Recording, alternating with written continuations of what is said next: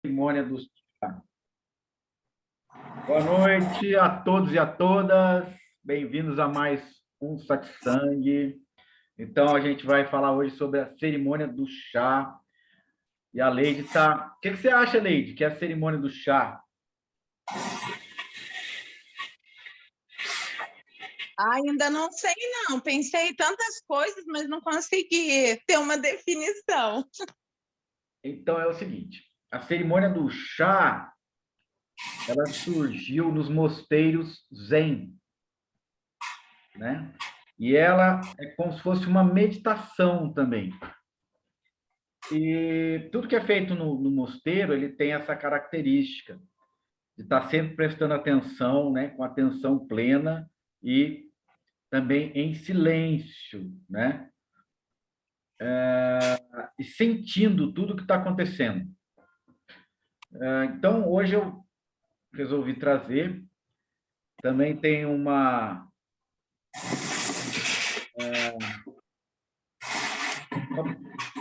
aprofundamento, né, sobre a questão das abordagens espirituais, né?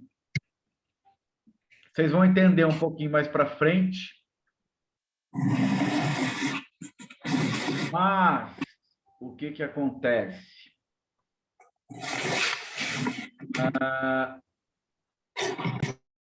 Bom, estava tendo uma interrupçãozinha.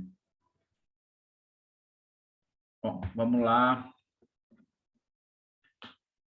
Eu já comentei aqui sobre aquele espírito, né? Aquela presença silenciosa e profunda, né? E também despretensiosa, que a gente observa no Zen, né? Uma das expressões desse espírito é aquela frase, né? Aquele haikai, né? do Basho, que é o em silêncio, sem nada fazer e sozinho, a primavera vem e a grama cresce por si mesma. O que está sendo invocado aí, né? Que a realidade não depende de você, que tudo acontece sem a sua intervenção. Então, essa questão de você, a gente, né, muitas vezes querer falar muito, explicar muito, convencer as pessoas, comentar muito sobre, a gente cria uma agitação, né, uma confusão, uma inquietação. Então, gente, é mais nesse sentido de ter essa compreensão, né? Isso é uma compreensão, que o aprofundamento se dá mais no silêncio,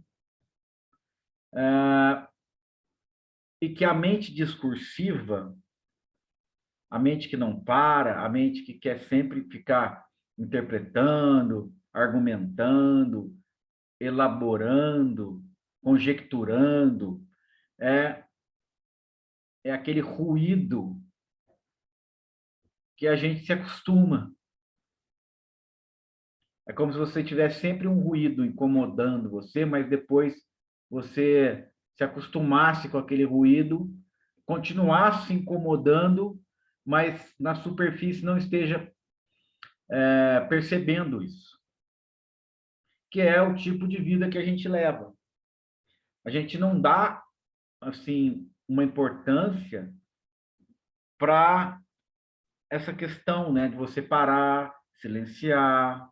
Então, de repente, a agitação, ela é um padrão, né? A gente vai seguindo esse modelo e achando, acreditando que esse modelo é mais produtivo, que esse modelo é um modelo implantado pela sociedade e que a gente, em algum momento, vai chegar em algum lugar. Vai chegar a conquistar alguma coisa que a gente não possui agora, né? Então, esse Haikai do Basho é muito importante nesse sentido, para a gente compreender. Então, o que nós estamos falando hoje? A gente falou do caminho óctuplo, né? No outro satsang, que é o método que o Buda utiliza e apresenta, né? Oferece, melhor dizendo, que o Buda oferece. E para a gente não virar uma decoreba, né? Para não. Ah, você vai lá, não sei o que correto, esforço correto, meditação correta, pensamento correto, que aí vai virar uma decoreba. Você vai falar, ah, não, já entendi, né? E não é isso. A gente falou sobre a fala correta ou adequada. A gente usa também essa palavra adequada, que o correto fica muito assim em contraposição forte com o incorreto, né? O verdadeiro, o falso. Mas essa palavra adequada, ela dá uma suavizada nisso. Então, a fala adequada é principalmente não falar. Porque a maioria das coisas que a gente fala, a gente está expressando esses movimentos, esses ruídos que estão passando pela mente. Você pensa e fala, né? Então fica aquela coisa, aquela inquietação. E aquilo vai se tornando uma atividade constante e ininterrupta. Até durante o sono você está lá, remoendo coisas, falando, comentando, remoendo coisas, falando, comentando. Então, a fala correta ou adequada, ela não é só a verbalização. Tudo bem que tem o pensamento correto ou adequado, né? Mas a gente já pode, inclusive, colocar a categoria no comentário mental, no discurso mental. Então, a mente, né, ela está ali, a nossa mente tem esse comportamento de sempre estar querendo alguma coisa nova, um movimento, e aí há uma agitação, né, uma inquietação, que a gente, se a gente compreende essa simples colocação aí do Basho, que sentado em silêncio, sozinho, sem nada a fazer, a primavera vem e a grama cresce por si mesma. Então, esse em silêncio está fazendo a menção que não existe aí nenhuma fala, nem mesmo uma fala, um comentário mental, um discurso mental. Porque o discurso mental, ele visa um controle, né? Você fica articulando, especulando, conjecturando, assim vai dar certo, se eu fizer daquele jeito, mas tem que cumprir isso aqui, mas tem que realizar aquilo ali. Então, é aquela coisa do cumpridor de tarefas. E aí você vai achar que quanto mais tarefas você cumprir, você está chegando no final da realização das tarefas, né? Então, no fundo, sempre vai surgir outra tarefa e aí nunca isso vai parar. E quando a gente compreende que é assim, então você está realizando na experiência direta, que não adianta a gente achar que está compreendendo através da mente, né? Ah, entendi. Não é raciocínio, não é intelectual, é prático. Isso é uma chave, essa questão do Basho. Eu estou aqui em silêncio, sozinho, sem falar nada, sem agir, né? Sem nada a fazer. Então, além de estar em silêncio, não está fazendo nada. O que é o sem nada a fazer? Você pode estar aí no dia a dia, no seu dia a dia, na sua profissão. Você pode realizar várias coisas sem nada fazer, sem estar fazendo isso. Porque a sua atenção está relativamente nesse fazer, mas não está personificado, você não está personificado nesse fazer. Entende? Esse fazer acontece de uma forma um pouco independente, né? E você permanece em silêncio sem nada fazer. Deu para entender? Mais ou menos, Márcio? Vamos Sim, lá. Fala, o corpo fala, cansa Dona. menos, né? Hã? O corpo cansa menos, ou às vezes não cansa. Mas no meu caso, ele cansa menos. Não é que não cansa zero cansaço, não, cansa menos. Uhum. Ok. Eu vou explicar para a Márcia, vou tentar aprofundar um pouco, Dona. Né? Você levanta, né? Parece um automatismo, mas não chega a ser um automatismo, porque existe uma tensão ali. Mas não existe um envolvimento, um envolvimento exagerado, que é o envolvimento exagerado que causa a agitação, que causa. Então, por exemplo, você cria muita expectativa no que você está fazendo, aí você vai pondo cada vez mais energia no que você está fazendo, esperando alguma coisa, né, que aquilo dê certo, ou o próximo passo qual vai ser. Então, aí que entra o fazer, né? A realização das coisas do dia a dia, elas podem ser mais espontâneas, não digo automáticas, né? Você está fazendo sem pensar. Você está prestando atenção, mas você não está se, se debruçando demais ali, no sentido de esperar alguma coisa. Você está só fazendo. Né? Vamos supor que é a cerimônia do chá hoje, né? Então, você vai fazer o chá. Você vai ligar o fogo, colocar água e aguardar a água ferver, né? Mas aí, de repente, você fica, nossa, mas será que essa água vai ferver quando? Não ferveu ainda?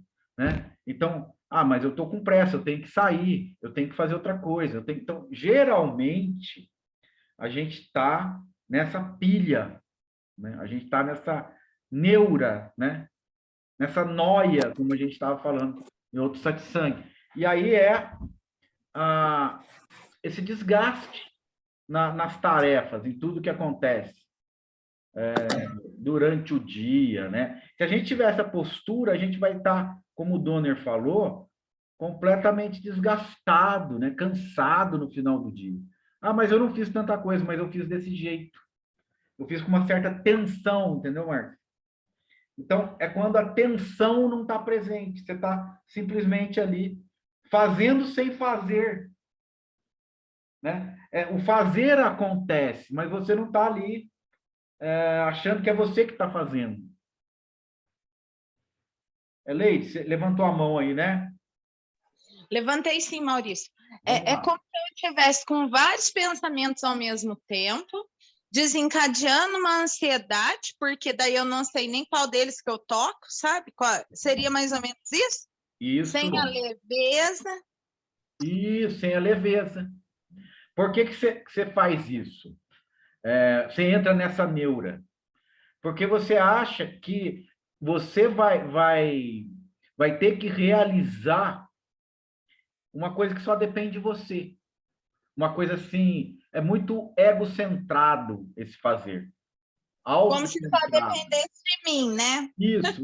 E aí você começa a se desdobrar de uma tal maneira, a se sacrificar de uma tal maneira para provar que você é capaz de fazer. E para provar para os outros que você é capaz de fazer, e esperando que os outros aprovem e reconheçam o que você faz. Então, dentro desse padrão, existe uma ansiedade sendo gerada, né? Uma tensão. né? Porque você está esperando fazer certo e está esperando a aprovação do outro. Tá? Então, isso é muito... É um sofrimento, né? Isso já começa a ser um sofrimento. Porque tem expectativa não só de você realizar a tarefa, como que a tarefa seja apreciada, valorizada pelo outro. Ok? Entendeu? Entendeu, Leite? Maurício, Entendi, Um sim. momento só, Dona, só complementando a Leide.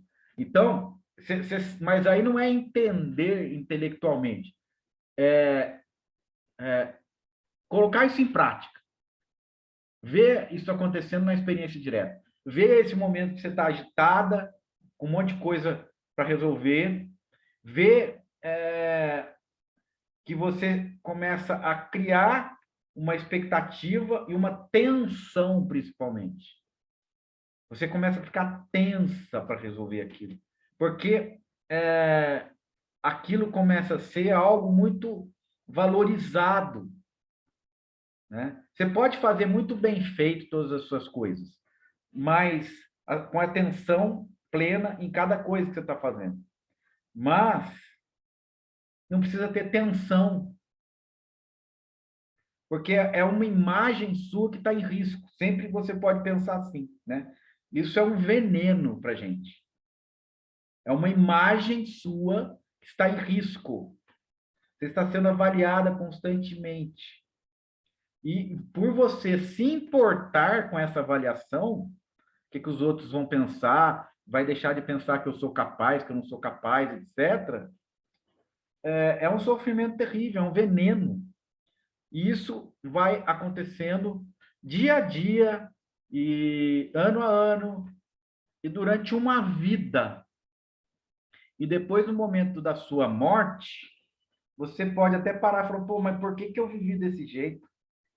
Então, é nesse momento agora que a gente tem que parar e rever a nossa forma de estar no mundo, nossa forma de agir no mundo, né? Então, é um não fazer sozinho, em silêncio, sem nada a fazer, mas não é você estar retirada em algum lugar. Em silêncio, você pode estar em silêncio no meio das pessoas. Sem nada a fazer, você não precisa estar tenso, tensa, em cada situação que você for lidar ali, né? Você pode estar lidando ali sem essa tensão, sem expectativa, espontaneamente, ou seja, que você entendeu bem, com a leveza. A leveza tem que estar presente. Beleza? É isso. E aí a leveza você sente. Estou leve, estou bem. Se for preciso diminuir o ritmo, diminui. Por quê? Porque aumentar o ritmo para fazer várias coisas rápido, fatalmente vai gerar essa tensão, tá? Vai remoendo aí, vai sentindo principalmente aí, entende? Donner, vamos lá. Inclusive, às vezes uma pessoa pode tentar assustar a gente, se você estiver no silêncio interno, você não toma um susto, não. Então, Donner, mas vamos lá, isso A criança, eu ia falar da criança, a criança recebe aquela atenção, ela faz alguma coisinha legal, e aí as pessoas, ei, né? Então, eu acho que tem uma criancinha, alguma coisa aí dentro da gente, querendo essa aprovação. A criança recebe o tempo inteiro aprovação, né? Então, já o adulto não, na fala anterior, né? Uhum. Então, fica essa sede aí, né, mesmo no adulto, né, de querer essa aprovação dos outros. Só que ela vem com mais dificuldade, né? Aí a pessoa fica lutando para querer conseguir de novo essa aprovação, todo dia. Mas tem uma questão aí que é mais profunda, não é só essa questão. A questão mais profunda é que você começa a ver sentido na aprovação. Não é a aprovação pura e simples. Porque a criança pode não desenvolver essa forma sutil de interesse. Qual é o sentido da aprovação? Não simplesmente a aprovação, não simplesmente o elogio. Mas o que acontece? O sentido da aprovação é que eu vou buscar novamente ser aprovado. Mas o que é o sentido da aprovação? É que você não compreende como as coisas são. Então, hoje, a nossa pauta, né, antes de chegar no chá, a nossa pauta é a compreensão adequada, que é uma das vias do caminho óctuplo, a quarta nobre verdade. A compreensão adequada, ela vai investigar o motivo pelo qual eu busco aprovação. Para eu compreender que eu busco aprovação porque eu me acho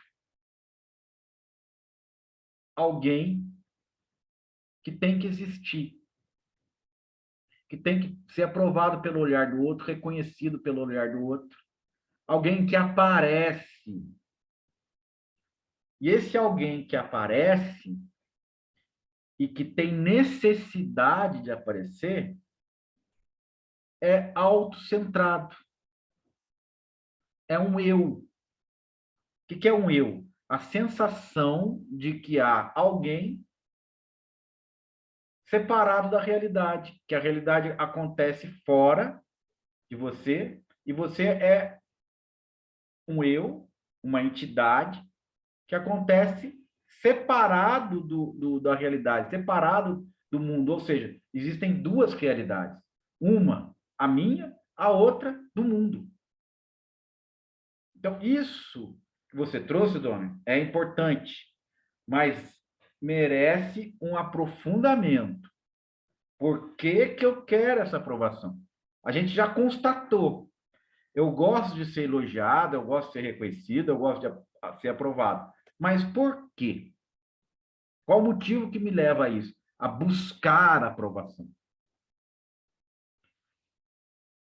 É porque a aprovação, ela enche o conteúdo do eu. Ela reforça o conteúdo do eu. O que é o eu?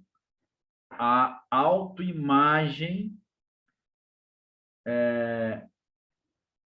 a entidade autocentrada em si mesmo, que não existe. É uma sensação de um si mesmo separado, existindo do resto. Quer ver uma analogia muito legal? Por exemplo, vocês já viram redemoinho, né? Fazendo uma poeira, levantando uma poeira, assim. Às vezes, quando vai começar uma tempestade. Já viu, Dona? Redemoinho? Já. O que acontece? Quando o redemoinho acontece, ele forma um eixo. O que é o eixo? O centro do redemoinho. O redemoinho começa a girar em torno de um eixo. Todo mundo concorda? Esse eixo é o eu. Parece que tudo está girando em torno desse eu. Tá? Agora, o que realmente é aquele fenômeno?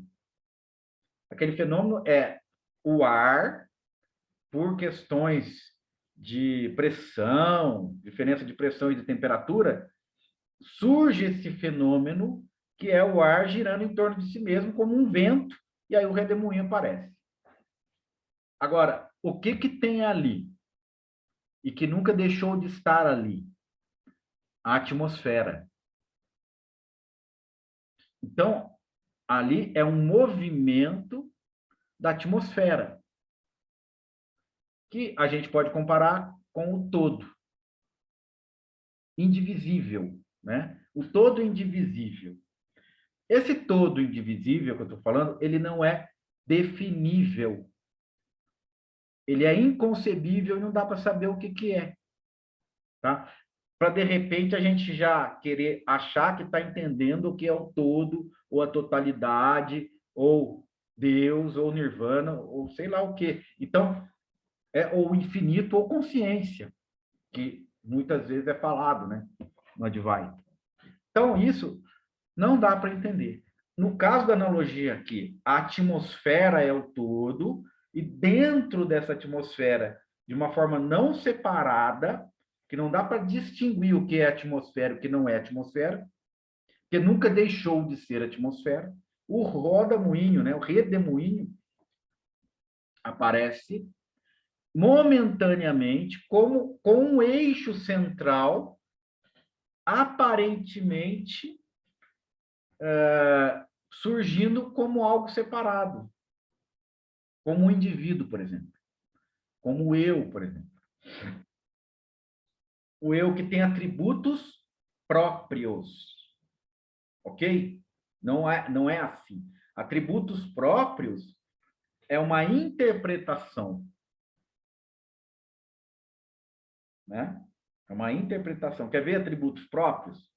Seu nome: Márcia, Vitor, Donner, Valéria, Lilian, Tereza, Leide. Cada nome aqui é um som, simplesmente um som. Por que é possível falar o nome de vocês? Porque a atmosfera, né, o ar, o som se propaga pelo ar. E se não houvesse atmosfera, não haveria nomes. Porque ninguém poderia se comunicar através dos sons. E esse som são simplesmente, né, ruídos. Cada nome aqui, né? Tereza, Leide, Lilian, é um som acontecendo. Ele não é você. É uma manifestação que pode acontecer dentro dessa circunstância, né? Havendo ar, havendo cordas vocais, havendo ouvido, havendo cérebro, né? Então, isso são as condições que tem que estar presente para que ocorra som.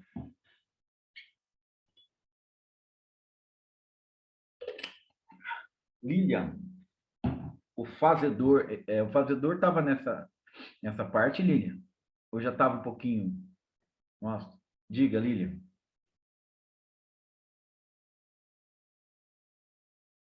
Sobre o fazedor, quer falar? Não, Maurício, faz horas já que eu escrevi. Faz um tempinho. Desculpa. Imagina. É que não faz barulho, daí eu fico falando aqui. Então, você Não, tranquilo. levante a mão aí, gente, também. Ó. Não, eu só queria escrever mesmo, nem estava querendo falar, não. Então beleza. Olha aqui. Então, esse fazedor, ele aparentemente surge, né? Porque esse fenômeno aí do eu aparentemente surge, né? Mas com suas certezas, suas opiniões, suas razões, né? Isso vai sendo reforçado, essa ideia do eu vai ficando cada vez mais sólida, né? Porque isso é todo momento reforçado, né? Maurício, posso falar só um pouquinho? Vai lá, Lili. Não, é que eu escrevi o fazedor porque é uma palavra que muitas pessoas não gostam, mas eu acho assim que, para mim, define bem esse estado de estar se achando, sabe? Achando que está fazendo alguma coisa e com todos os nossos julgamentos e condenações a si mesmo, né? Por isso que eu escrevi essa Não, palavra. legal, é ótimo, né? O fazedor. Existe o fazer, existe a ação. A gente está falando também de ação, né?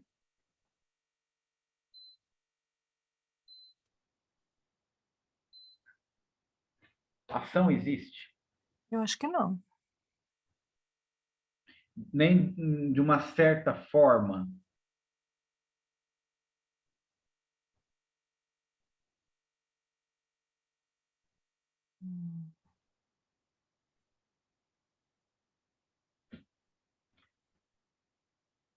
A ação de uma pessoa em si, eu acho que não, porque se nem a pessoa existe, a ação dela que não vai existir mesmo, né? Então, por Agora, exemplo, existem as coisas acontecendo, né? Existem os acontecimentos.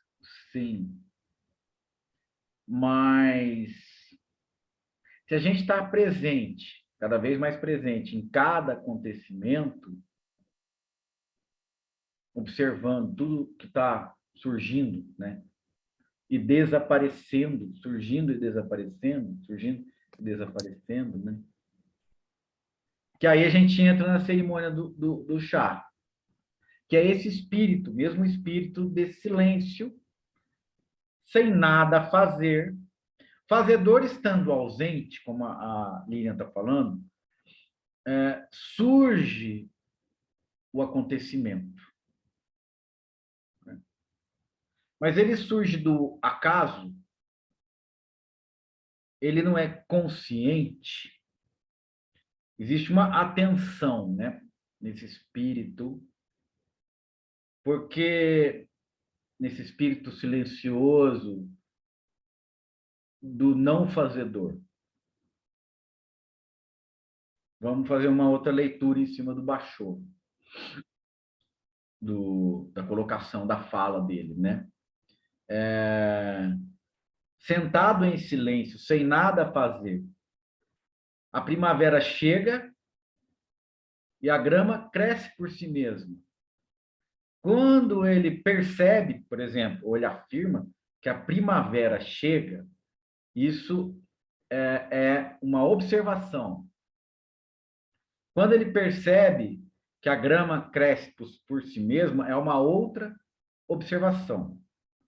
Nesse sentido, ele está fazendo duas observações. Então, ele fala, sem nada a fazer, acontecem duas ações.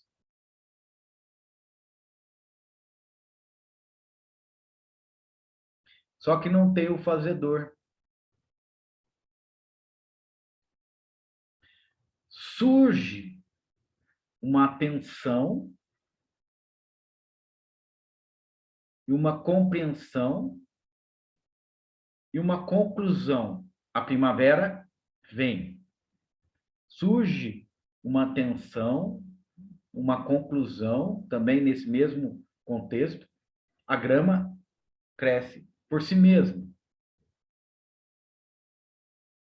São duas observações que não são ações num sentido estrito, porque o fazedor não está lá, a leveza está lá, como a Lady gosta, a leveza.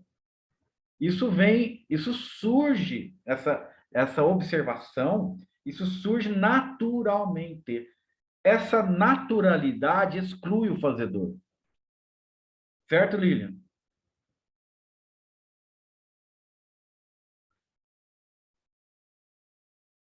É como o fluir de um rio. É como o fluir das coisas. Então, o fazedor não está presente onde tudo surge, flui de uma forma natural. Flui. Concorda, Lilian?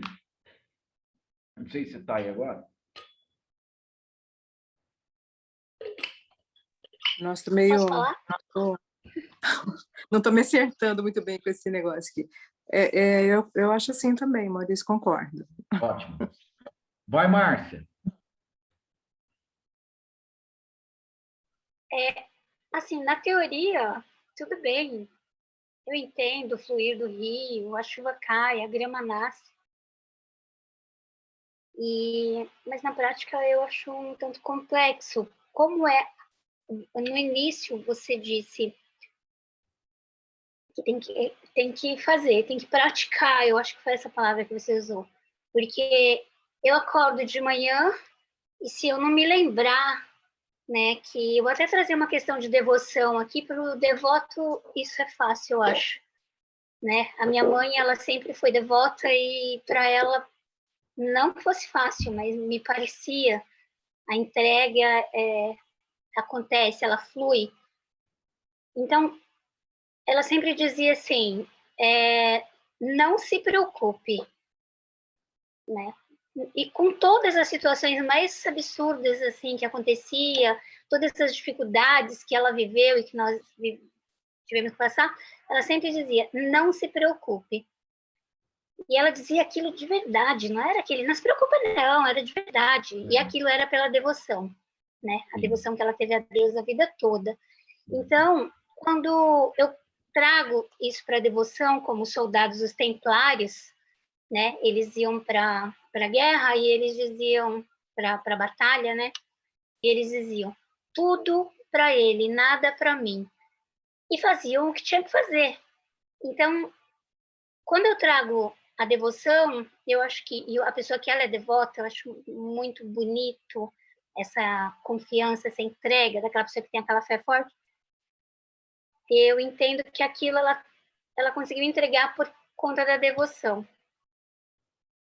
Eu acho que talvez, para mim, né, na minha experiência aqui, eu acordo, eu me preocupo, eu tenho que levantar, cuidar da minha filha, e será que vai aparecer um cliente novo? Será que eu fecho o contrato? Será que eu vou ter dinheiro? Essas preocupações do dia a dia, né? Uhum. E será que eu vou ter tempo? Enfim. E aí, eu me lembro que eu respirei, né? Eu respirei.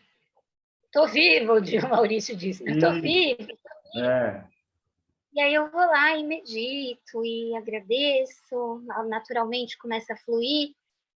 E aí lá no primeiro problema que tem, eu já volto de novo para aquela preocupação. É como deixar esse fluir, porque o rio, né, num julgamento aqui, julgando aqui a natureza, o rio parece que ele já nasceu assim, né, no flow.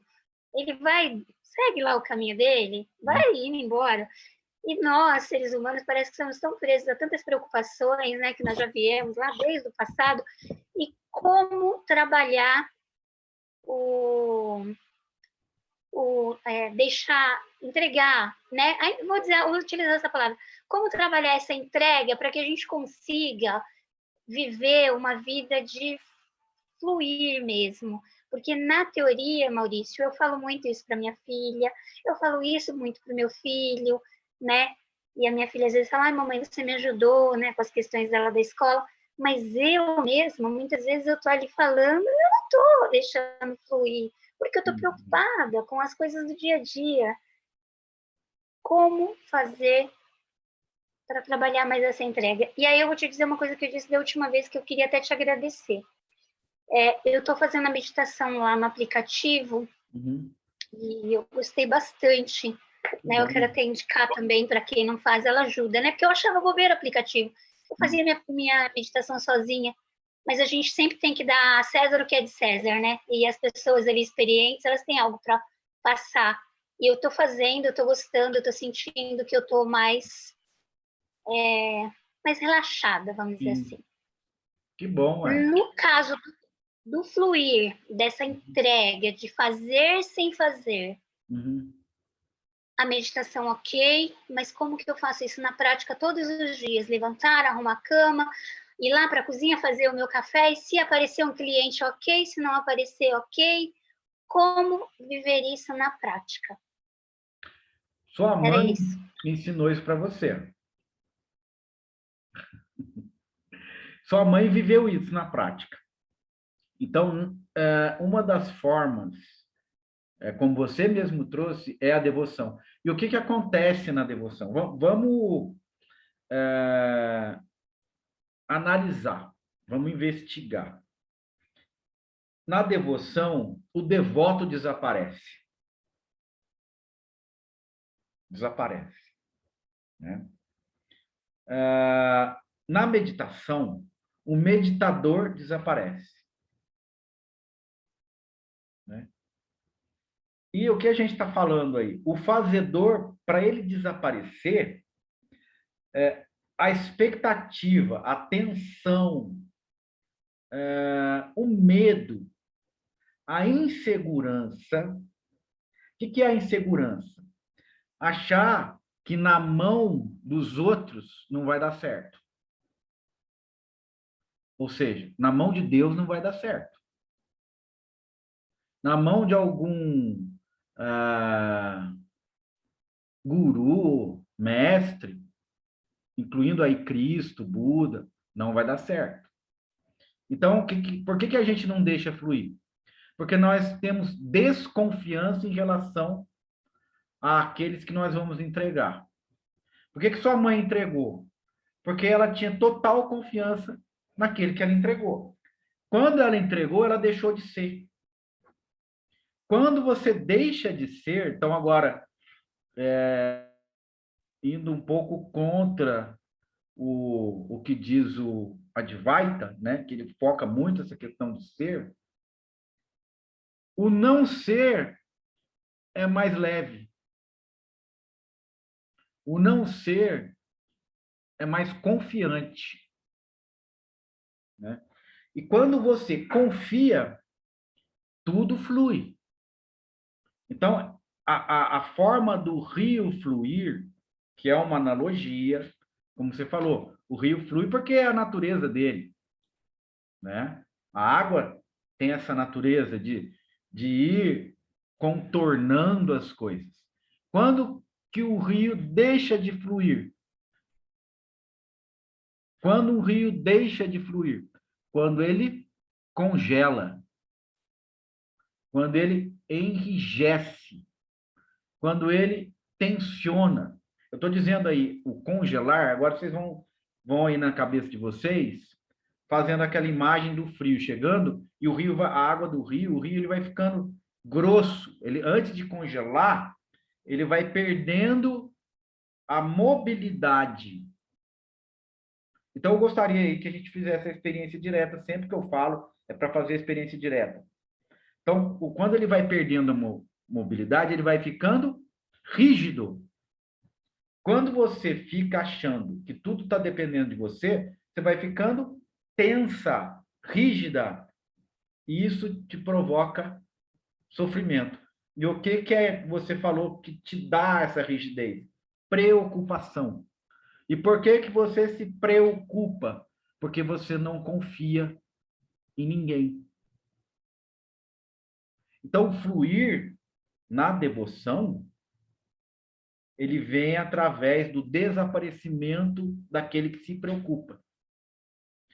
E o fluir na compreensão, na via da compreensão, que é o que a gente está falando hoje, né? Do caminho óctuplo, há uma compreensão de que as coisas acontecem independente da sua intervenção. Que é o caso. A primavera vem e a grama cresce por si mesma. Eu não preciso estar ali olhando a grama, jogando fertilizante na grama, aguando a grama, porque aí eu vou estar achando que a grama cresce por mim, pela minha intervenção. Né? E aí eu estou trazendo uma coisa muito, uma carga muito grande para mim. Né? Se eu trago essa carga muito grande para mim, Márcia, eu enrijeço. É o rio que congela. É o rio que para. É o rio que não flui.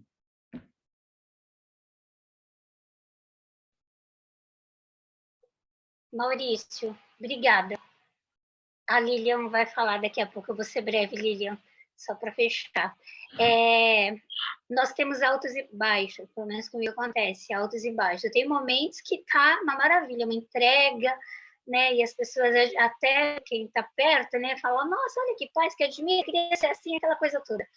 Mas a gente tem nossos momentos que a gente acaba, né, se mergulhando ali, né? A gente acaba se deixando mergulhar no problema, né, que está acontecendo à nossa volta, no problema que nós criamos. Assim. É que é natural. Natural, né? Eu tenho consciência dessas questões, é mais assim, na teoria a gente sabe, né?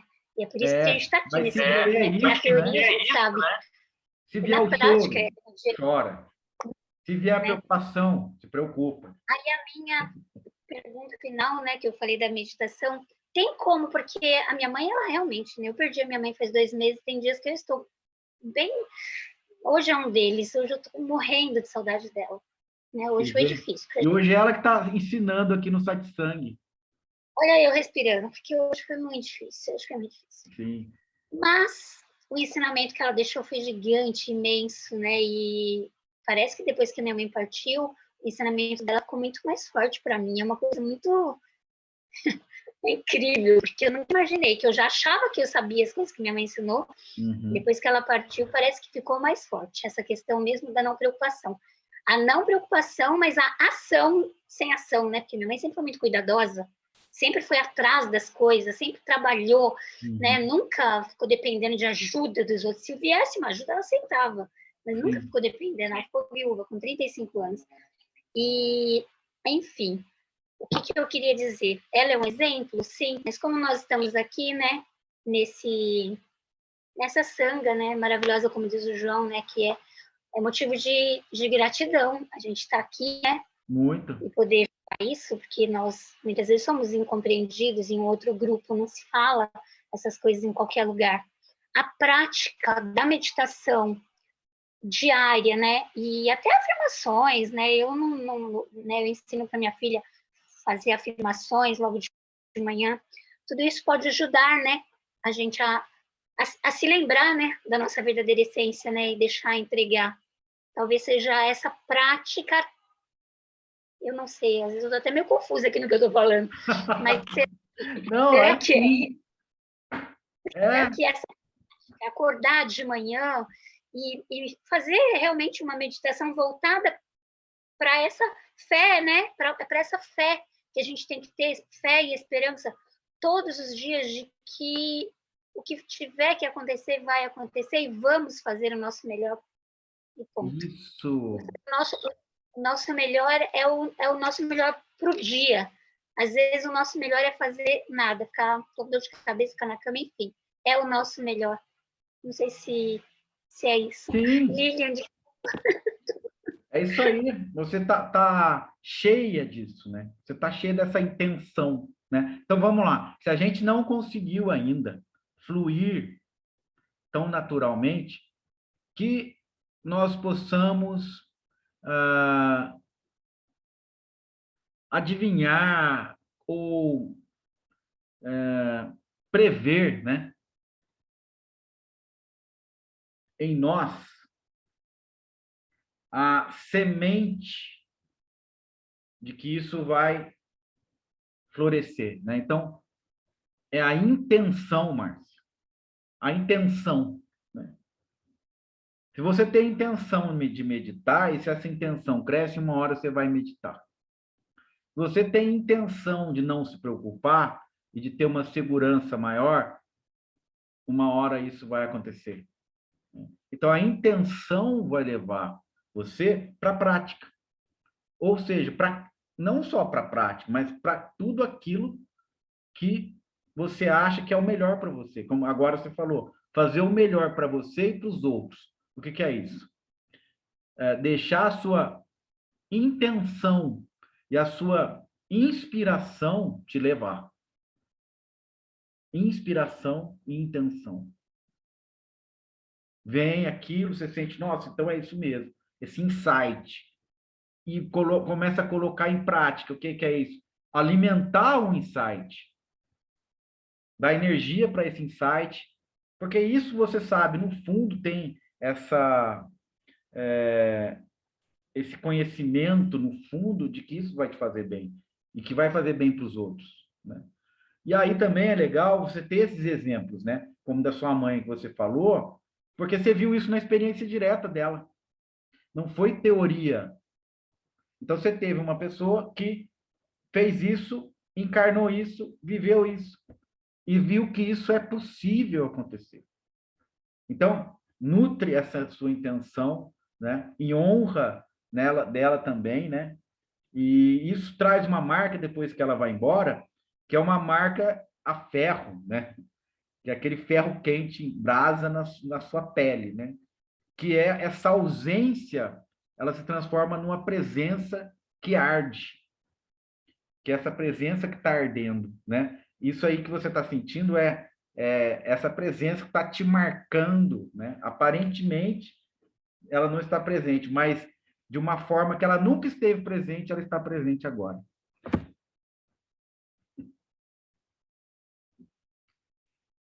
Minha querida Lilian. Maurício já falou tão bem aí que a minha intenção não é complementar, eu só quero só quero dizer uma coisa que bateu aqui, a hora que você falou, mas legal. Eu sinto às vezes que o único caminho é a devoção. Porque a devoção, eu entendo que ela não é direcionada para um santo, um ser, uma pessoa específica, mas, olhando de um outro jeito, a vida, né? Então, é isso que o Maurício falou, a gente confiar na vida, ter essa compreensão do que a vida é. E na prática, assim, o que me ajuda muito é o meu corpo mesmo, sabe? Que a gente tem esse mestre aqui, que é o nosso corpo, que se a gente prestar atenção, não precisa nem ser muita atenção, se a gente perceber assim, o funcionamento, né? E tentar compreender todas as coisas, ou pelo menos ter uma noção do que pode estar acontecendo no nosso corpo, para manter esse corpo vivo, sem a gente nem precisar pensar que a gente precisa respirar, que o nosso coração precisa bater, que o sangue precisa levar oxigênio para as células, né? Então são tantas coisas acontecendo, uma gravidez mesmo, né? Até o ato sexual mesmo, ninguém vai a uma escola para aprender a transar, todo mundo é intuitivo isso. Então é a vida, né? A vida acontecendo. E depois uma gravidez, você está ali e a mulher vai desenvolvendo aquele outro ser ali dentro dela, e quando nasce aquela coisa perfeita, maravilhosa, funcionando perfeitamente, né? Então é tudo um milagre mesmo. Então acho que só da gente olhar para o nosso próprio corpo, para a nossa respiração, a gente já consegue, eu pelo menos, eu consigo ter uma dimensão assim do quanto eu posso confiar nessa vida. Porque tudo acontece, eu não preciso fazer nada e nem pensar em nada, que está tudo fluindo. Então, eu acho que essa devoção à vida é uma coisa que a gente pode pôr em prática, assim, de uma forma simples, eu acho, prestando só atenção nas coisas mesmo que acontecem, né? No nosso corpo ou fora dele. Né? Maravilhoso! Como é a sincronicidade, né? Você está falando isso, você me deslocou novamente para essa questão do corpo aparecer, né? Porque nós aparecemos aqui como corpo, né? A gente pode, mas tem isso, tem a alma, tem um corpo, né? Tem uma consciência acontecendo também, né? E o absurdo disso, né? São trilhões de células organizando, se auto-organizando, né? Então é um absurdo. Então, como você falou, é uma coisa, é um milagre realmente, mas é um mistério inconcebível. Então, só de estar existindo um corpo durante esse tempo, gente, é algo assim que era para ser impossível. É uma coisa, é como se fosse uma mágica que nenhum mágico conseguiu prever. É uma mágica do imprevisível. O corpo é algo tão imprevisível. Um planeta, né? A água, o ar, a forma que a gente se manifesta com todos os elementos, né? Em comunhão com todos esses elementos,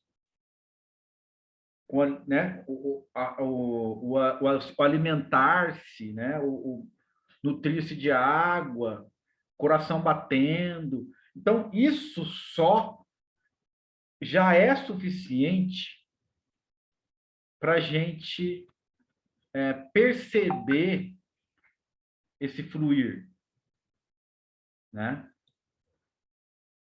A gente perceber esse fluir. E não se preocupar. Porque aí vem Cristo, né? Também, olhar as aves do céu. Ou seja, tudo está acontecendo ali. Elas buscam alimentos, elas fazem seus ninhos, tudo já está ali, né? Então, é esse absurdo mistério. O que quer dizer isso? Compreender da forma que é. E não achar que está compreendendo da forma que não é. Compreender da forma que não é achar que está sabendo o que é. Que está entendendo. Eu estou entendendo o que é o corpo, eu estou entendendo o que é a realidade, eu sei o que eu sou. Não é, filho. Não é. Isso não está acontecendo. Você não está entendendo o que está acontecendo. Sabe por quê? Porque não dá para entender o que está acontecendo. Então, essa compreensão, que a gente está falando hoje da via da compreensão, é você descartar um entendimento errado. Como a Lilian trouxe brilhantemente, né? Como ela falou dessa forma, né? Isso, gente, é para abandonar qualquer outra forma de entendimento, achar que está entendendo o que está acontecendo, achar que conhece o que seja o corpo, o universo desse corpo. Não dá para saber, gente.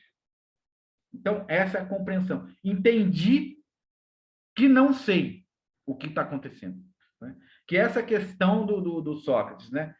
Entendi, só sei que nada sei. Entendi que eu não sei.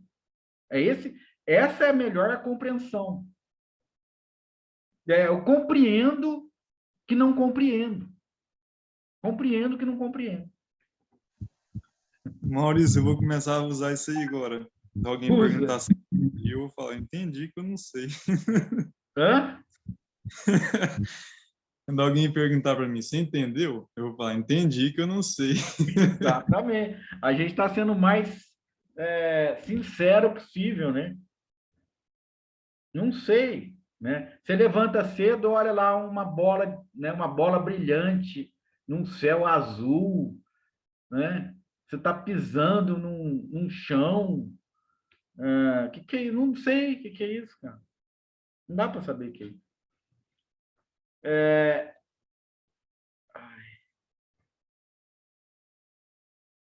Vamos lá. Leide, eu vi que você escreveu aqui, não deu tempo de ler. Vamos lá.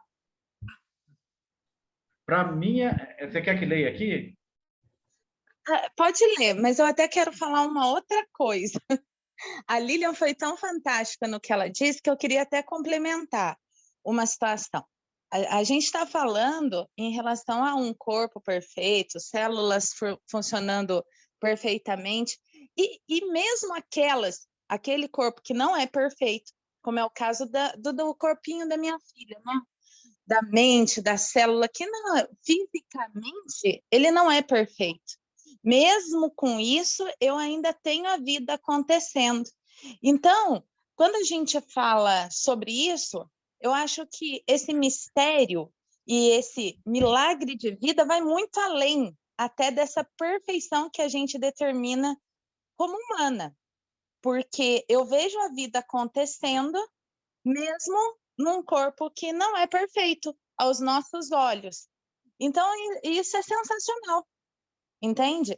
Eu até coloquei a fala aí, a escrita numa outra situação, mas eu ainda quero complementar o que a Lilian disse com essa colocação. Ótimo, Leide. Porque, veja, a vida se manifesta de várias formas, né? Inclusive, nisso a gente não tem controle sobre isso, né? E por quê? Não sei. Não sei. Não dá para entender, né? Porque perfeito é um julgamento, como a Lilian está falando. Perfeito é uma avaliação, porque você tem um parâmetro de avaliação, de comparação, né? Agora, a árvore é viva. As plantas são vivas, né? Aí você fala, nossa, mas a vida também está se manifestando através da árvore. Mas é estranho, porque a árvore não se mexe. A árvore não entra, não interage, né? Mas se não fosse as árvores, como é que seria a atmosfera? Né? As árvores fazem a fotossíntese.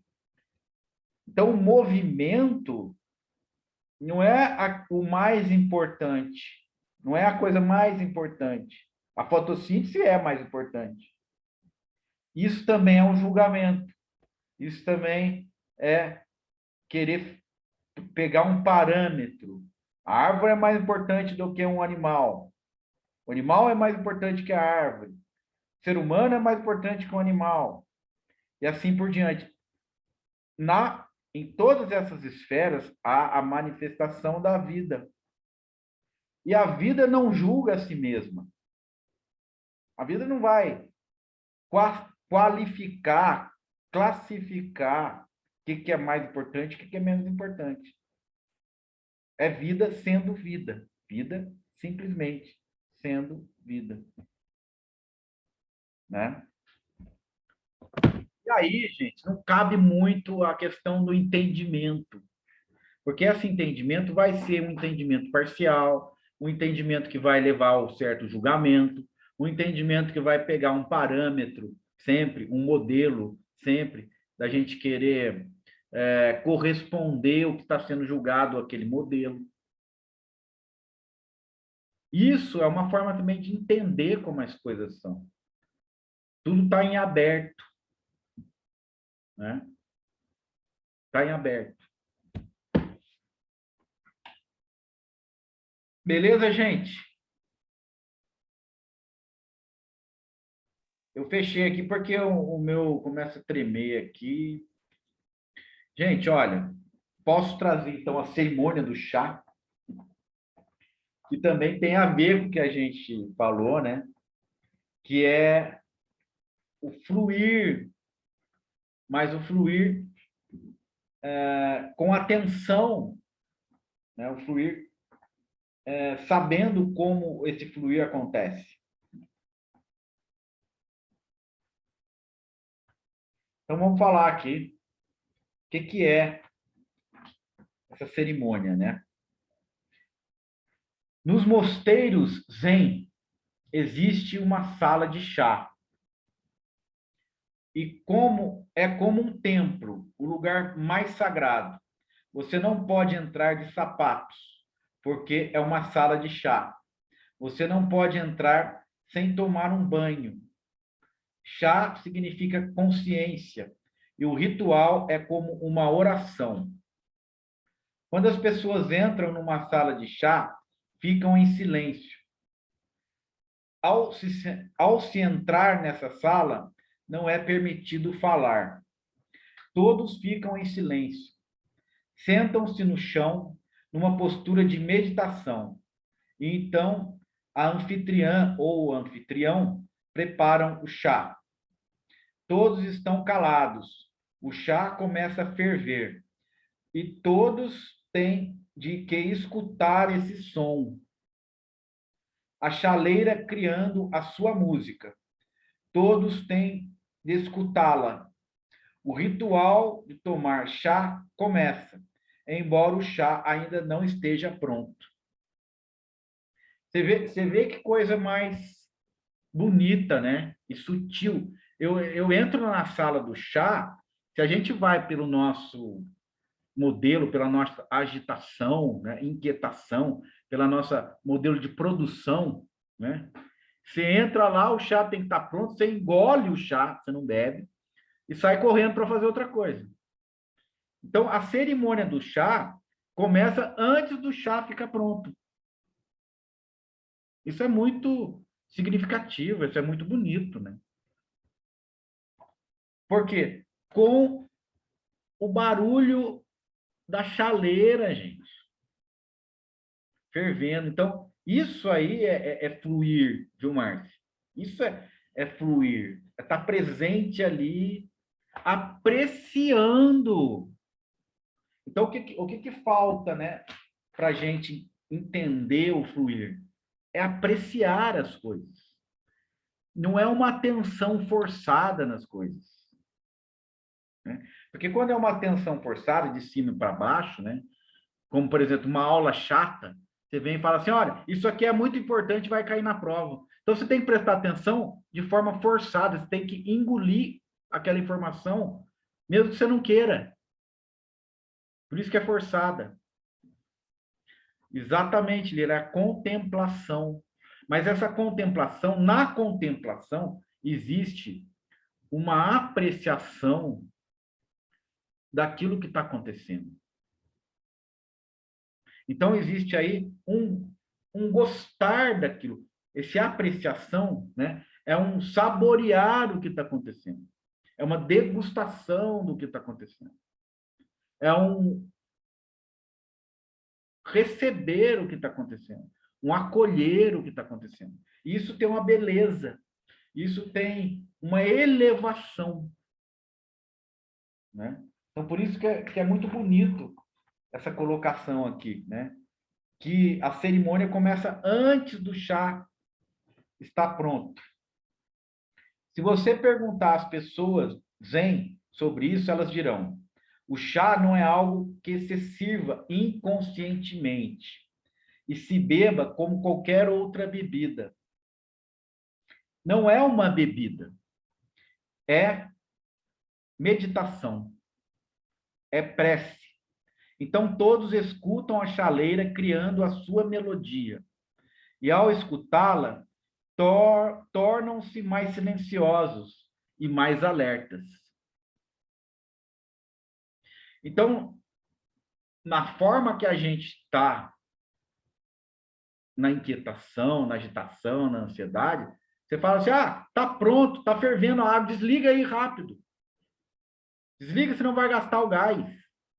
Desliga aí para fazer logo esse chá e ir embora, né? Não tem essa apreciação, não tem a contemplação. Mas deve ser assim, né? Então, xícaras são colocadas na frente das pessoas que as tocam. Essas xícaras não são comuns. Cada mosteiro tem suas xícaras próprias. Mesmo que sejam compradas numa loja, primeiro cada pessoa quebra a sua xícara e cola novamente, para que se torne diferente, para que não se encontre nenhuma igual a ela em lugar nenhum. Então, isso faz parte da cerimônia, né? É uma xícara que não existe em outro lugar. Você quebra a xícara e cola de novo. Tudo isso tem um significado, né? Então, cada um segura a sua xícara, sente a sua xícara. Xícara significa o corpo. Chá significa consciência. Então, xícara... Peraí. Chá significa consciência. Então, xícara significa o corpo. E se você tem que estar alerta, então tem que estar alerta a partir das raízes do seu corpo. Ao tocar e segurar a xícara, fica-se alerta em meditação. Então, é com o corpo, né, através das mãos, que você tem o contato com a temperatura, com a textura da xícara, né? Às vezes é de cerâmica, às vezes... Então, isso tudo vai trazendo você para essa atenção plena do que está acontecendo, né? Então, o chá é servido. Sente-se o aroma, o cheiro. Isso leva muito tempo, 1 ou 2 horas. Portanto, não é uma questão de minutos que você toma o chá, larga a xícara e vai embora. Não é isso. Não, é um processo longo e lento, para que você fique consciente de cada passo. E então, toma-se o chá, o sabor, o calor, tem tudo tem seu sentido e feito com todo cuidado e atenção. É por isso que o mestre oferece o chá para o discípulo. Com o mestre servindo o chá e sua xícara, você fica mais alerta, mais consciente. Com qualquer pessoa servindo chá em sua xícara, você pode simplesmente esquecê-lo. Não presta atenção. Quando o mestre Zen serve chá em sua xícara, você fica em silêncio. Algo especial está acontecendo. Algo sagrado. O chá torna-se uma meditação.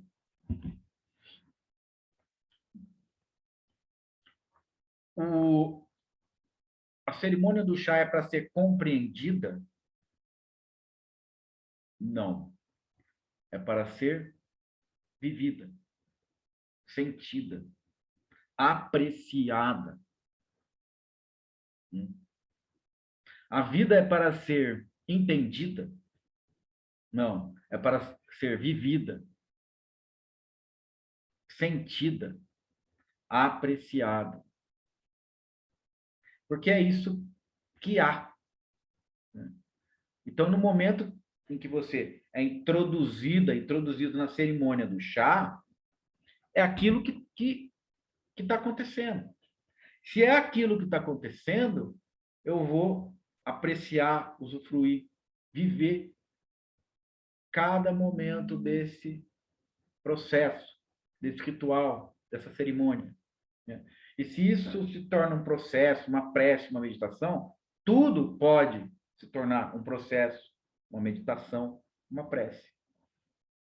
Todo contato com as pessoas, todo contato com você mesma, né? Toda forma de manifestação, sem a ambição e a pretensão de querer entender o que é.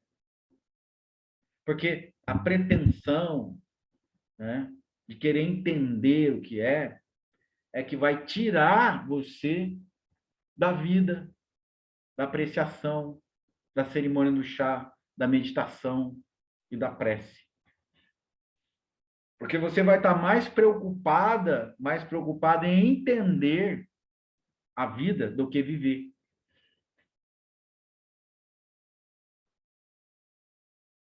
Então, esse é o caminho da cerimônia do chá. E ele faz um alerta ali, mais para frente, vou falar depois que o Donner quiser. Fala, Donner. Você levantou a mão aí. Em relação ao sono. Hã? Em relação ao sono. Pois não, diga aí. A meditação ser estendida vou dizer assim, tem uma compreensão quanto a isso, mas é até uma prática, né? Em algum nível eu pratico assim também. Mas em relação ao sono. Ao sono? Simplesmente uma entrega. Não, o sono acontece. Eu já tentei já perceber assim, tentar perceber a hora que ele chega, mas não dá. Porque você está tentando entender, né, o sono. Tem que capturar um sentido no sono, que eu acabei de dizer. Quando você quer entender o sono, você perde o sono. Quando você quer entender a vida, você perde a vida. Quando você quer entender a cerimônia do chá, você perde a cerimônia do chá. Quando você quer entender a meditação, você perde a meditação. Quando você quer entender a prece, você perde a prece. Quando você quer entender alguma coisa, você perde essa coisa. Então, não tenta entender, porque não dá. Já tem tempo que eu parei de tentar entender o sono, que não adiantou nada. Oi? Já tem tempo que eu parei de tentar entender isso. Porque Então, agora você falou, você estava preocupado com isso. Você acabou de falar, ué. Já tem muitos meses isso. Então, mas aí, isso te tocou agora. E o sono? Eu quero entender o sono, é isso que você falou, né? Olha, vou te dizer uma coisa. Não tenta entender o sono, apenas durma. E ponto. Dorme, é o melhor que você faz. Descansa, dona. Dorme, dona. Dorme sem nenhuma culpa de querer entender alguma coisa. Libera esse que quer entender alguma coisa. É o maior, vamos dizer assim, o maior relaxamento, né? Não tem como relaxar Não, mais. não é relaxamento. Não é? Não. Estou colocando conceito aqui já. Não, você está querendo entender o som que eu acabei de falar. Não queira entender. Essa sensação, né? Dá a sensação de... Larga isso, menino. Joga fora. Deixa cair. Você está querendo levar uma... Igual está levando uma xícara super... super valiosa na mão e não pode deixar quebrar. Abre a mão e deixa ela cair. Aí você se livra do problema. Vocês viram essa? Vocês viram essa história? O mestre Zen chegou com um vaso Ming super precioso e muito antigo, da era Ming, né? Ele colocou o vaso no meio do salão da meditação, chamou todos os monges e falou: agora eu vou escolher o meu sucessor. Este vaso é um vaso Ming, precioso, né? Eu quero que vocês resolvam esse problema. Ele falou: que problema? Esse aqui é um vaso Ming, é valioso, é antiquíssimo. Como vocês vão resolver esse problema? Como? Aí um falou assim: não, realmente esse vaso tem uma forma assim, ele é feito de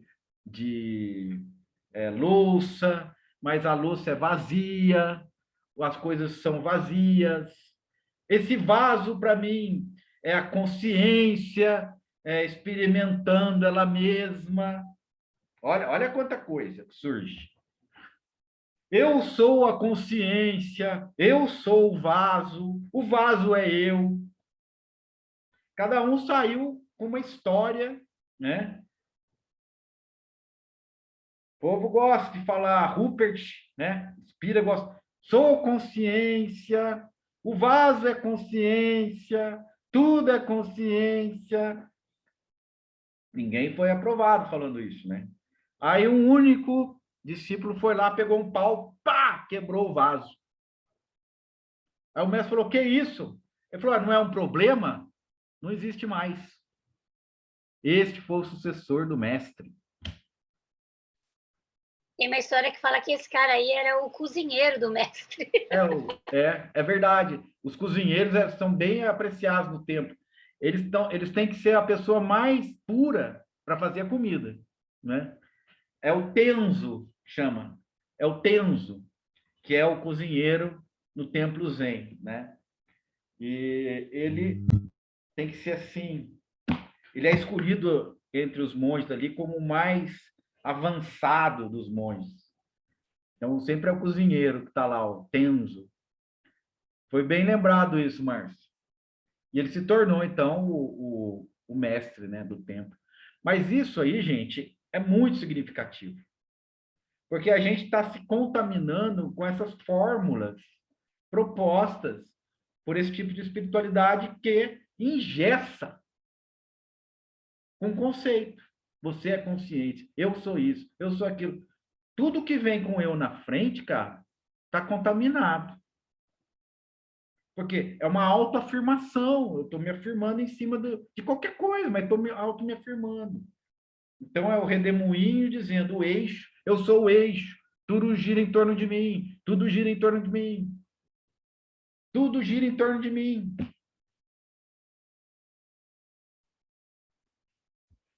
O que é, Ednilson? Está gostando? Só tapa na cara, pá, pá. Daí na hora que a gente está começando a se erguer, você manda outra, pá. Então, ó, agora está na hora da gente falar sobre essa questão aí. Por quê? Porque a gente começa a gerar oposição, né? Então, por exemplo, eu sou, o outro não é. Eu sou, o mundo não é. O mundo é o quê? Ilusão. A única realidade sou eu. Pô, você é sortudo, né, meu? O resto é resto. Então, vamos lá. Estou falando isso, gente, para dar um distanciamento, né? Para não ficar engolindo tudo essas fórmulas aí. Então, vamos lá. Se você for a um mosteiro zen e vir um mestre tomando chá, e fizer isso com uma mente indiana, você se sentirá muito perturbado. Que espécie de homem é esse tomando chá? Você pode conceber Buda sobre a árvore Bodhi tomando chá? Não, é inconcebível. A mente indiana tem falado muito sobre não dualidade. Opa! É agora que vem. A mente indiana tem falado muito sobre não dualidade, mas tem criado muita dualidade. Você tem ouvido falar sobre Advaita, a unidade ou uno, mas em tudo que você tem feito, tem criado o dual. E tem criado uma tal brecha entre os dois que eles parecem não estar mais vinculados. Por causa disso, Shankaracharya, né, que é o mestre do Advaita, né, praticamente foi ele que codificou isso, né? Shankara teve que falar sobre Maya e ilusão. Você criou tal separação entre este mundo e aquele mundo, que eles não podem mais ser ligados. Então, o que fazer? Shankara disse: este mundo é ilusório. Você não precisa fazer uma ponte. Este mundo não existe. Essa é a única maneira de se chegar ao uno. Você tem que negar totalmente o outro. Mas negar não adianta. Olha o pulo do gato aqui, ó. Mas negar não adianta. Mesmo que você diga que este mundo é ilusório, ele está aí. E por que você insiste tanto em dizer que ele é ilusório? Se ele não existe realmente, qual o problema? Não existe. Por que você está preocupado com o mundo? Né? Por que Shankara passou a vida toda dizendo às pessoas que este mundo é ilusório? Ninguém se preocuparia se ele fosse ilusório. Se Shankara soubesse que era ilusório, então por que se preocuparia com ele? Parece que existe algum problema aí. Não se pode ligar este mundo ao outro. Então, a única solução é tirá-lo completamente da consciência, dizer que não existe, para que só o outro permaneça. Temos apenas uma maneira de chegar ao uno, negar o outro. O Zen tem um outro modo de estabelecer a ligação, e acho que é mais belo. Não é necessário negar o outro. Você não pode negar. Mesmo na negação, você afirma. Se você diz que este mundo não existe, você tem que indicar este mundo, que não está em parte alguma. Então, o que você está indicando? Para que você está apontando o seu dedo, se não existe nada. Assim você está sendo tolo. Este mundo existe. E se você diz que é ilusório, trata-se apenas de uma interpretação. Se este mundo é ilusório, aquele não pode ser real, porque aquele tem que ser alcançado a partir deste.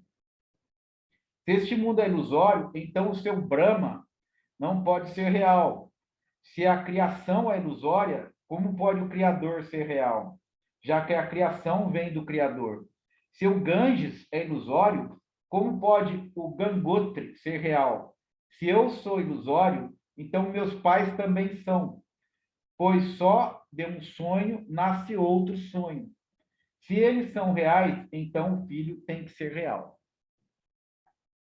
E é por aí vai complicando a história. Mas vamos parar por aqui. Olha, é o Osho, né? O Osho é contraditório, mas nessa aí ele foi, como a Lilian falou, nessa aí ele foi na veia. Nessa aí ele foi na veia. Então, ele está fazendo uma análise, né? Ele vai aprofundando isso, e aí a gente vai chegando também nessa compreensão que não tem como dizer de uma forma absoluta, categórica, né? Sobre alguma coisa. Então, é uma pretensão, né? Isso aqui é ilusório. Primeiro, você tem que falar isso aqui. Então, é o que o Osho fala, né? Quando você fala isso aqui, você já mostrou a localização e que aquilo é. Senão você não está nem vendo. O mundo, quando você fala o mundo, quer dizer, o mundo está aqui. Vocês estão vendo o mundo? Tô. Então, não existe. Ué, mas vocês estão vendo? Então, é a mesma coisa. Então, é um ponto de vista legal de abordar, né? Porque, como ele está falando, é uma interpretação, gente. Tudo que isso aqui você está vendo não existe. O que ele está fazendo? Interpretando que não existe. Negando o outro. Né? Isso é meio complicado, principalmente na nossa sociedade, né? Capitalista, ocidental, porque isso reforça o egocentrismo, reforça você pensar só em você, porque só eu existo. O resto é ilusório. O resto é maia. Eu existo, o resto é resto. Isso vai contra até o que o Buda trouxe, né? Que é aquela história maravilhosa da semente de mostarda. Com a entrega, né? Ele falando, olha, o seu filho pode ressuscitar. O filho estava morto no colo dela.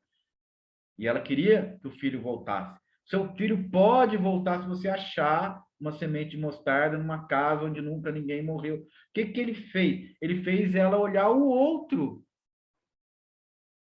Agora, se Buda falasse que o mundo é ilusório, ela fala, seu filho não morreu, isso é ilusão. Né? Agora, resolve, deixa de sofrer, não ia continuar sofrendo. Agora, ele fez o quê? Uma experiência direta e prática, não teórica. Vai lá, vê que a morte existe para todo mundo, vê que os outros sofrem, vê que não é só você que sofre. Se compadece daqueles que sofrem, porque você sabe o que é esse sofrimento e o outro também está passando pelo mesmo sofrimento. Você pode avaliar o que é isso. E você pode desejar que o outro não sofra. Isso é o que Cristo está dizendo. Né? Olha para o próximo, considere o próximo.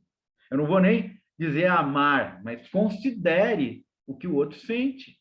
Por quê? Porque é algo que você sente. Então, não faça aos outros aquilo que você não quer que seja feito a você.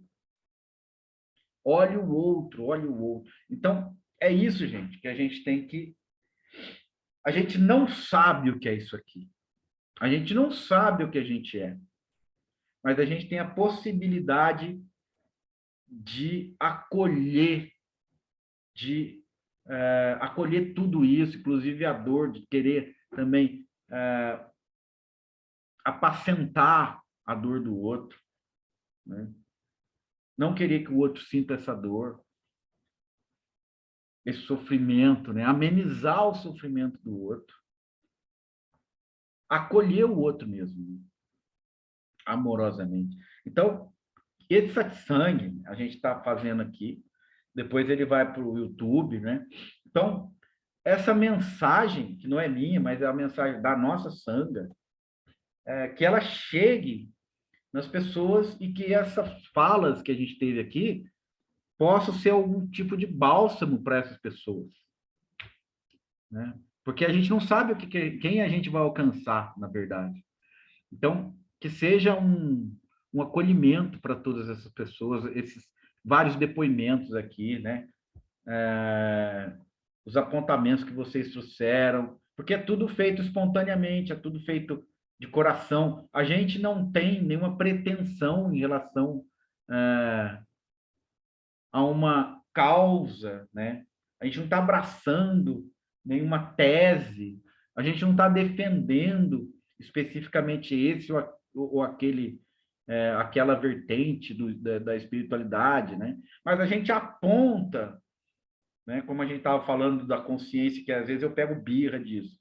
A gente aponta que isso é mais um obstáculo, né? Mais uma coisa para se agarrar. Então, veja que não dá para entender o que está acontecendo. Essa compreensão é essa. Não sabemos. E não tem problema em não saber. Apenas aprecie, viva. É isso, meus queridos.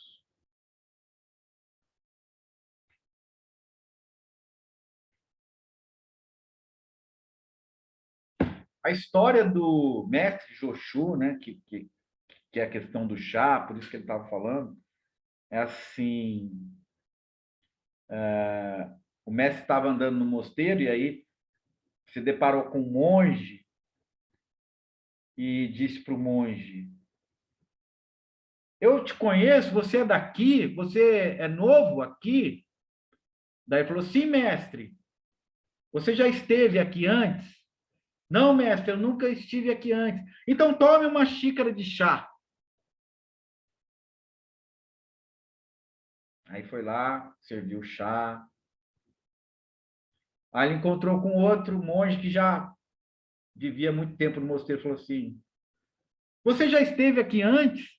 Ele falou: claro, mestre, o senhor me conhece. Então tome uma xícara de chá. Aí fez o chá.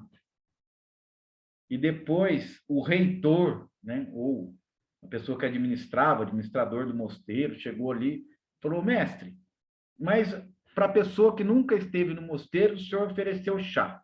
Para a pessoa que estava no mosteiro, o senhor ofereceu chá. Daí o mestre falou assim: reitor!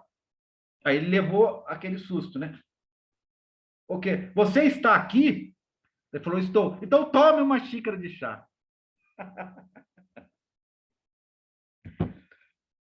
Que é aquilo. Está aqui, então viva.